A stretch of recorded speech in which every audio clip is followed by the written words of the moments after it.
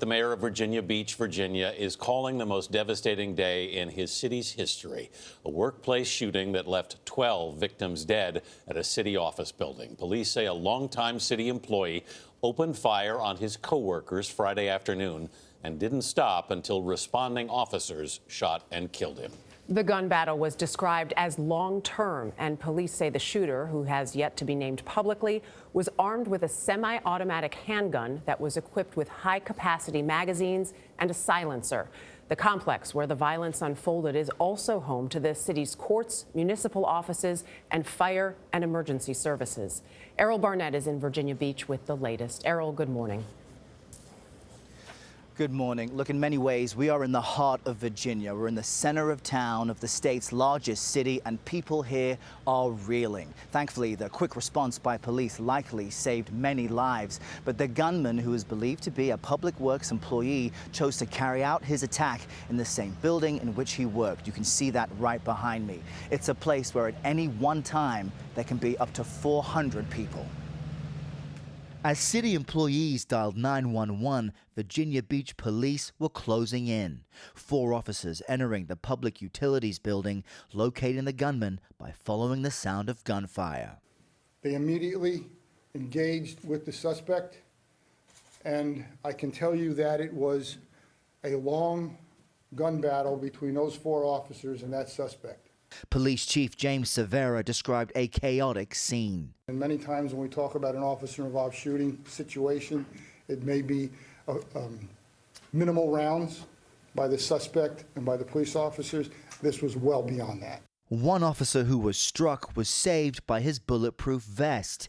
The suspect eventually shot dead, but not before he killed 1 person outside the building and 11 more inside. Victims found on 3 separate floors. 4 others, including the wounded officer, were also shot, while terrified employees hid inside offices. They said to stay in there until the cops got there to let us come out. There was probably about 20 of us in an office crammed in. We barricaded the door. Did you hear any gunshots? Yes. Yeah, we did. I'm hoping she come walk out or call me and let me know she at the church. After hearing of the shooting, Anthony Daniels waited in a parking lot to see what happened to his wife. She was eventually reunited with him. But the grim task of identifying the victims and notifying their families remains. Our hearts ache over the senseless violence that has been inflicted upon the Virginia Beach community today. Meanwhile, Chief Cervera was adamant about how his department will handle discussing the shooter. We're going to mention his name once, and then he will be forever referred to as the suspect, because our focus now is the dignity and respect to the victims in this case. Now, police are holding a press conference this morning to provide further updates. We do know that at least 3 people are in critical condition right now. Police are waiting to identify relatives, I should say, until all next of kin have been contacted. So this will be an anxious day for so many people as the community here absorbs the loss of at least 12 of its residents. Michelle? Oh.